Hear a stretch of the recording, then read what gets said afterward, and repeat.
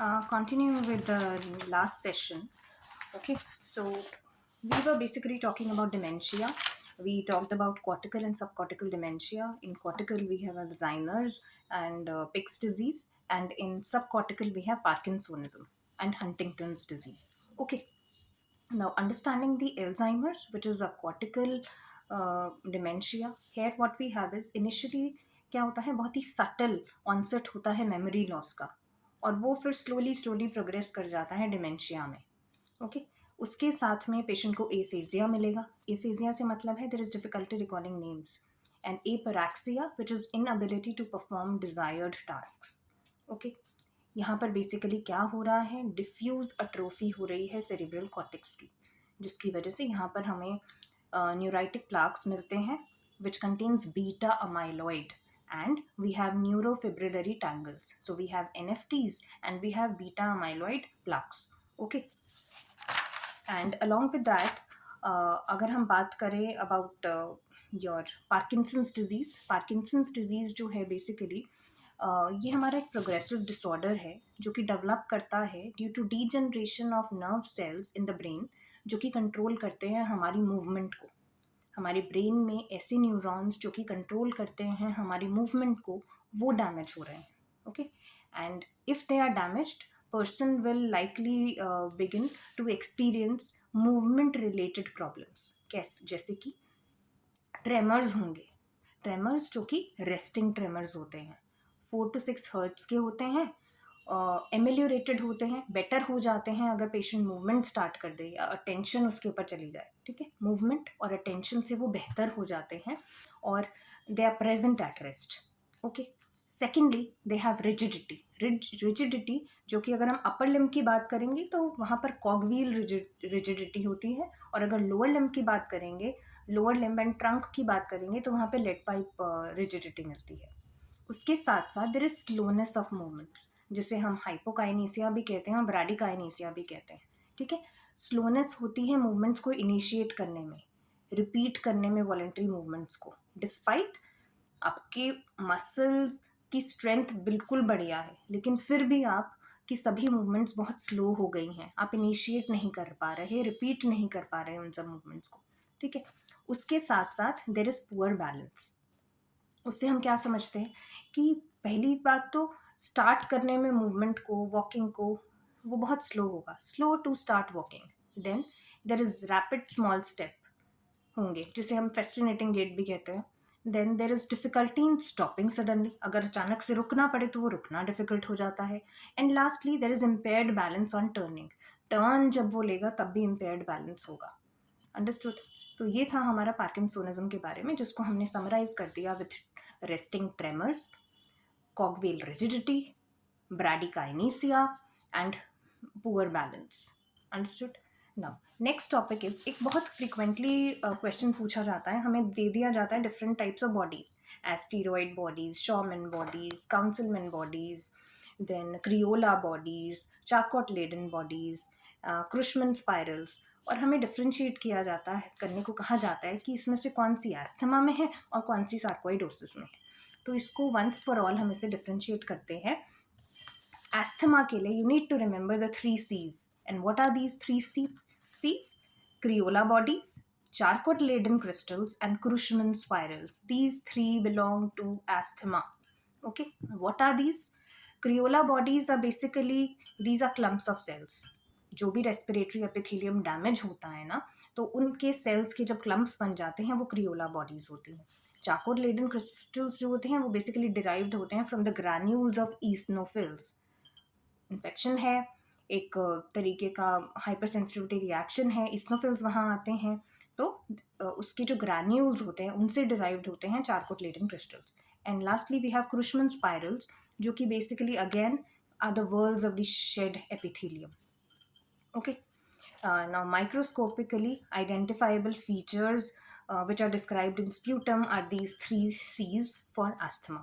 और अगर हम सार्कोइडोसिस पे आए तो सार्कोइडोसिस में बेसिकली हमें क्या मिलता है, वी गेट सार. ठीक है, सार्कोइडोसिस की अगर आप बेसिकली बात करो ना, तो उसके अंदर बेसिकली आपको क्या मिलता है, वहाँ पे हमें नॉन केजिएटिंग ग्रैन्युलोमास मिलते हैं. ठीक है, वो नॉन केजिएटिंग जो ग्रैनुलोमाज होते हैं उनके अंदर हमें कुछ इंक्लूजन बॉडीज़ मिलती हैं जाइंट सेल्स के अंदर। उन ग्रैनुलोमा के अंदर जो जाइंट सेल्स होते हैं उनके अंदर हमें इंक्लूजन बॉडीज़ मिलती हैं। और वो कौन कौन सी इंक्लूजन बॉडीज़ होती हैं? They are Schaumann bodies, S, A for asteroid bodies, and R for residual bodies. Okay. Now, moving on to the next question. Next question is basically related to the. Now, you must have read about the pityriasis, okay, which is caused by Malaysia. Okay. तो उसके अंदर एक dermatophyte हमारा जो infection आता है that basically caused by 3 which is Trichophyton, Epidermophyton and microsporum. ये तीनों डर्मेटोफाइट्स हैं, फंगस हैं। तो ठीक है, अब अगर हम इसके अंदर ट्राइकोफाइटॉन को देखेंगे ना, उसमें तीनों का इन्वॉल्वमेंट होता है। ट्राई, तीनों, that is hair, nails and skin, तीनों का इन्वॉल्वमेंट होता है। Then coming on to epidermophyton, इसको याद रखने का यही तरीका है, टी टेम which is TEM, T for trio, तो उसमें तो तीनों इन्वॉल्व होंगे। एपिडर्मोफाइटॉन के लास्ट में आता है N, तो इतना जान लो कि अब क्योंकि स्किन का इन्फेक्शन है तो स्किन तो होगा ही, और स्किन के साथ नेल। ठीक है, and lastly we have microsporum. तो माइक्रोस्पोरम में क्या बच गया? उसमें होगा स्किन एंड हेयर्स, नेल्स यहाँ पर स्पेयर्ड होते हैं। Okay, next question. एक क्वेश्चन फ्रीक्वेंटली पूछा जाता है कि हमें एक सिनारियो दिया जाता है कि एक पेशेंट है जिसको 14th day of the menstrual cycle पे उसको पेन हो रहा है। ठीक है, वो कौन सा पेन है? दूसरा है ड्यूरिंग द मेंस्ट्रुअल साइकिल जो है पेन हो रहा है, वो कौन सा पेन है? And before the start of the menses, कुछ दिन पहले, मेंसेस के स्टार्ट होने से पहले कुछ पेन स्टार्ट होता है, and with the start of the menses वो पेन खत्म हो जाता है। तो ये कौन सा पेन है? इसके अंदर 3 तरीके के पेन्स आते हैं। पहला जो कि mid of the cycle, that is on the 14th day होता है, which is the ovulation pain और द मिड साइकिल पेन, उसे कहते हैं mittelschmerz pain. Okay, that is the 14th day वाला। Now, a pain that starts few days prior to the onset of the periods and ends after the start of the periods, उसे हम कहते हैं the pain of endometriosis. Okay. And lastly, जो हमारा pen होता है during the menstrual cycle, उसे हम कहते हैं menstrual pain, and that is dysmenorrhea. Dysmenorrhea होता है जो कि पेन होता है ड्यूरिंग द मेंसेस। ऑलराइट, उसके बाद जो हमारा नेक्स्ट टॉपिक आता है बेसिकली, हाँ, अब एक पेशेंट है जिसके अंदर आपको अर्ली एलएच सर्च कराना है। ठीक है, तो उसमें हमेशा हमसे ना ये पूछा जाता है कि आप उसके अंदर क्या दोगे। अब पहली बात तो ये पूछा जाता है कि ईस्ट्राडायोल दोगे या प्रोजेस्टेरॉन दोगे। ठीक है, इसके लिए आपको ये चीज़ समझनी बहुत ज़्यादा ज़रूरी है कि एलएच सर्च जो होता है उसके पीछे ईस्ट्रोजन होता है जो उसको ट्रिगर करता है। ईस्ट्रोजन जब हमारा एक पर्टिकुलर ड्यूरेशन के लिए अपनी पीक पे रहता है तब जाकर एलएच सर्च आता है। ठीक है, ओके। तो एलएच सर्च के लिए पहली बात तो हमें समझ में आ गई कि हमें ईस्ट्रोजन चाहिए, और ईस्ट्रोजन में भी ईस्ट्राडायोल चाहिए। ठीक है, अब ये ईस्ट्राडायोल कब दें कि एलएच सर्च अर्ली हो जाए? एक्चुअली क्या होता है कि जो ईस्ट्रोजन है वो अपने 10th डे पे मैक्सिमम होता है। अब वो कुछ आवर्स तक रहेगा कि उसके बाद एलएच सर्च होगा, और अगर हमें अब अर्ली एलएच सर्च चाहिए तो हमें चाहिए कि हम 10th डे पर ईस्ट्राडायोल जो है उसका इंजेक्शन जो है वो पेशेंट को दे। Okay, not on the 20th day, not progesterone, it's basically the estradiol on the 10th day of the menstrual cycle. Okay, then we come on to the अब क्वेश्चन दिया जाता है अबाउट आपके पास ऑप्शंस में होता है एक क्लिनिकल सिनारियो होता है ऑफ क्लिनिकल सिनारियो ऑफ कि सीरम आयरन जो है वो रिड्यूस हो गया है एंड सीरम फ्रेटिन जो है वो इंक्रीज हो गया है। Now, you need to differentiate between iron deficiency anemia and anemia of chronic disease.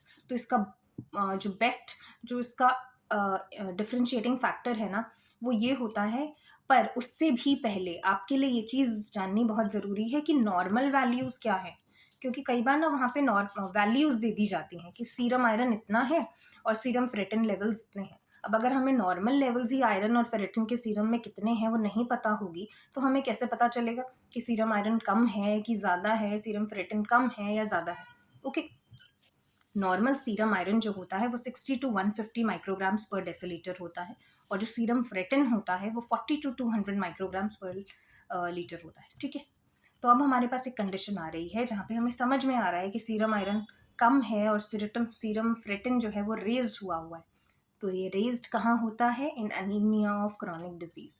मेरा वैसे ये बहुत कॉमन क्वेश्चन है और सबको पता भी होता है, लेकिन यहाँ पर मेरा एक जो मार्किंग पॉइंट था ना वो ये था कि हमें कई बार नॉर्मल वैल्यूज़ ही नहीं याद होती। तो यहाँ पर ये बहुत इंपॉर्टेंट है कि आप नॉर्मल वैल्यू सीरम आयरन की, सीरम फ्रेटिन की, या फिर कोई भी आपका सिस्टम हो, इफ़ आप रीडिंग रेस्पिरेशन या इफ़ यू रीडिंग CNS या रीडिंग हेमाटोलॉजी, कोई भी सिस्टम आप पढ़ रहे हो, लिवर पढ़ रहे हैं, किडनीज पढ़ रहे हैं, आपको नॉर्मल वैल्यूज़ पता होनी चाहिए। अदरवाइज़ एक इतनी सी छोटी सी मिस्टेक की वजह से कि आपको नॉर्मल वैल्यू नहीं पता, आप उस क्वेश्चन को रॉन्ग मार्क कर दोगे। आपको पता है डिफरेंस कि भैया इसमें सीरम फ्रेटिन कम होता है, इसमें बढ़ा हुआ होता है, यही इससे मैं डिफरेंशिएट कर सकता हूँ, लेकिन हमें तो यही नहीं पता भाई कि नॉर्मल वैल्यूज़ क्या होती हैं। Okay, this is the importance.